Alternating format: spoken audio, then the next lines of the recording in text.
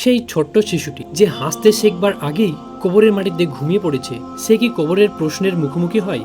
মুনকার নাকির কি তার কাছেও আসে? তার হিসাব কিভাবে হবে? আজ আমরা কুরআন ও হাদিসের আলোকে সেই রহস্য জানব, যা শুনে তুমি বুঝবে আল্লাহর রহমত শিশুর জন্য সীমাহীন। রাসূলুল্লাহ সাল্লাল্লাহু আলাইহি সাল্লাম বলেছেন, যখন কোনো মানুষকে কবরে শুইয়ে দেওয়া হয় তখন তার কাছে দুজন ফেরেশতা আসে। তারা তাকে জিজ্ঞাসা করে, তোমার রব কে? তোমার দিন কি? তোমার নবী কে? এই প্রশ্ন শুধুমাত্র তাদের জন্য যারা বুদ্ধি ও জ্ঞান সম্পন্ন অবস্থায় জীবিত ছিল, অর্থাৎ যারা প্রাপ্তবয়স্ক হয়েছে, কিন্তু শিশুদের জন্য নয়। কারণ শিশু এখনো জানে না কে তার রব, কে তার নবী আর কি তার ঈমান। তারা নির্দোষ, পবিত্র ও নিষ্পাপ। হাদিসে আছে যে শিশুটি মুসলিম অবস্থায় মারা যায় সে আল্লাহর রহমতের ছায়ায় থাকে, তার কবর আলোয় ভরে যায়। সেখানে কোনো ভয় নেই, কোনো প্রশ্ন নেই, কোনো শাস্তিও নেই। শিশুর কবর হয় শান্তির নিবাস। তার আত্মা ফেরেশতাদের কোলে বিশ্রাম নেয়।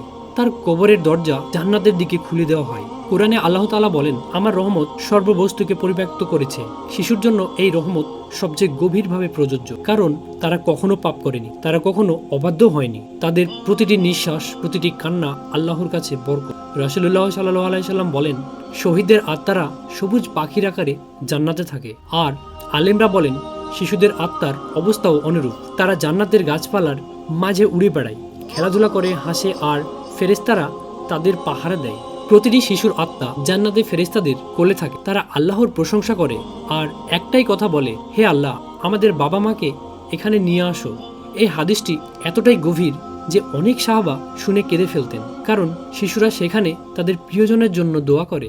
কিয়ামতের দিনে শিশুরা উঠবে পরিপূর্ণ নূর নিয়ে, তাদের কোনো হিসাব হবে না, কারণ কুরআন বলেছে, আমরা কাউকে তার সাধ্যের বেশি দায়িত্ব দিই না। তাদের পাপ নেই, কাজ নেই এবং দায়িত্বও নেই, তাই কোনো হিসাবও নেই। বরং অনেক হাদিসে বলা হয়েছে শিশুরা তাদের বাবা মায়ের জন্য সুপারিশ করবে। যে মুসলমানের 3 সন্তান বালেগ হওয়ার আগেই মারা যায়, আল্লাহ তাদের বরকতে তার পিতামাতাকে জান্নাতে প্রবেশ করাবেন। মুনকার নাকির ফেরেশতা শিশুদের কবরের কাছে যায় না, বরং রহমতের ফেরেশতারা তাদের কোলে নেন, তাদের ঘুম পাড়িয়ে দিন, তাদের জান্নাতের বাতাসের সুবাসে ঘিরে রাখেন। তাদের কবর কখনো অন্ধকার হয় না, বরং ফুলের সুবাসে ভরে থাকে। রাসূলুল্লাহ সাল্লাল্লাহু আলাইহি সাল্লাম বলেছেন, জান্নাতে মুসলিমদের শিশুরা তাদের বাবা মাকে খুঁজে বের করবে এবং আল্লাহ তাদের একত্র করবেন। কল্পনা করো সেই মুহূর্তটা, বছরের পর বছর আলাদা থাকার পর জান্নাতের দরজায় সেই ছোট্ট হাতটা দৌড়ে এসে তোমার হাত ধরে বলবে, চলো আম্মু, এবার আমরা আর আলাদা হব না।